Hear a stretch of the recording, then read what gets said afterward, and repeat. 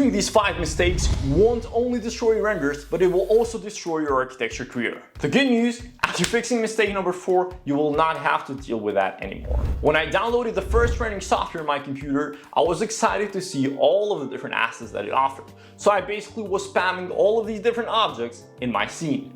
And that is when I thought that the more assets that I use, the more full of life the render will look. But I was wrong.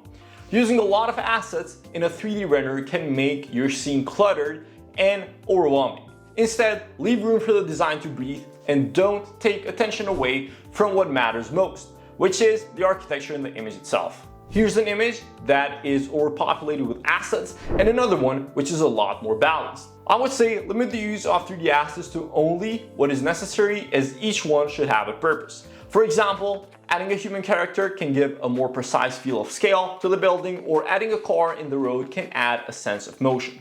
So mistake number 1 is overwhelming your scene. The next one is a small setting that can make a big difference in your render. And it is something that once you apply, you will not create another render without the setting. Basically, what it does is that it adds shadows in corners and spaces where two shapes meet, like walls, floors, and furniture.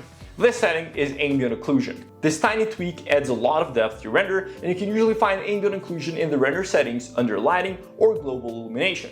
Just turn it on, and if you want, you can adjust the radius, which controls how far the shadows reach, and the intensity, which controls how dark the shadows are. That way it suits your scene and the mood you're going for.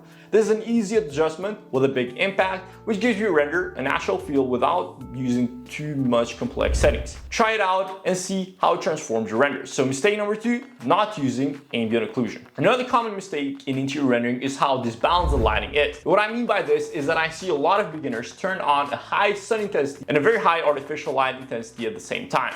This creates an unbalanced and unrealistic render because no interior light looks this strong when the intensity of the sun is this strong as well. When there is strong sunlight coming in the interior, you should instead complement that with a more subtle use of artificial light. Once you balance the intensity of the interior lighting and sunlight, try to also balance the warmth of the lights. Usually, contrasting the exterior lighting with interior lighting can give a good mood to your renders. So if the exterior sky is moody and gray, try to make the light temperature warmer. And also, even if your artificial light intensity is not very high, most of the time you want to aim for softer sunlight in your scene, so make sure the sun size or shadow sharpeners are tweaked to the correct percentage as well. Because by allowing natural light to serve as the main light, it will give your scene a more environment which looks lifelike. So mistake number 3, unbalanced interior and exterior lighting. Mistake number 4 is probably the one that makes the biggest difference. But before I get to that, if you want to learn realistic rendering in just 7 days, I'm running a Black Friday sale on my 7-day Rendering for Architects program,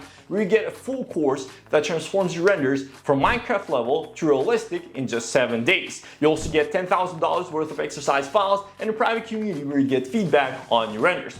If this sounds like something that you want to do, click the first link in the description before the offer runs out.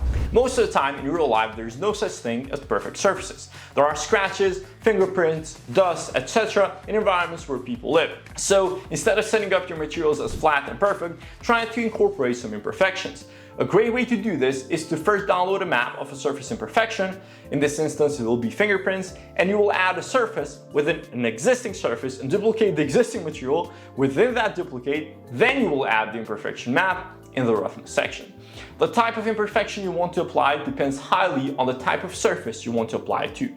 For instance, a wooden table would go well with a few scratches, dust on corners which are hard to reach, and fingerprints in cabinet handles. So mistake number 4, not using surface imperfections. Something else that I see in renders all the time which doesn't happen in real life is 90-degree corners. If you notice, all the tables or other sorts of furniture have a bit of rounded corners at the edges, or otherwise it would be cut when touching it.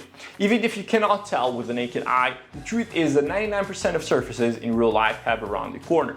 Implementing rounded corners in render might seem like a small change, but it actually makes a huge difference. Here's a render before and after rounded corners. To apply this detail, you can either fix it in your modeling software, or if you are using a tool like DeFi Render or Lumion, you can apply it with the material editor in just a few clicks. Now that you can avoid these 5 mistakes, it is time for you to apply 7 tips for render beginners by watching the video right here.